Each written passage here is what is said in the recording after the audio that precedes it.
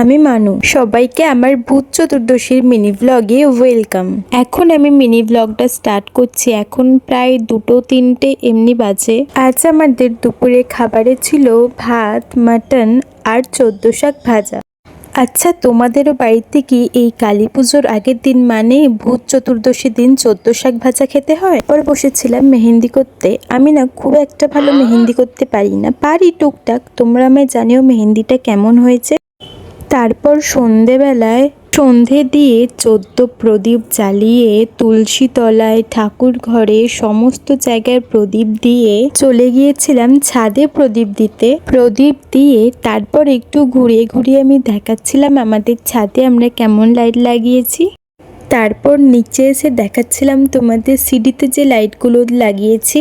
তোমরা আমাকে অবশ্যই জানিও আমাদের বাড়িটা কেমন লাগছে। তারপর দাদার সাথে বেরিয়েছিলাম একটু বাইরে।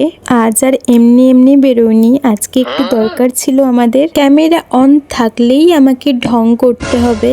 ক্যামেরা অন থাকলে না আমি নিজেকে ঢং করা থেকে আটকাতেই পারি না।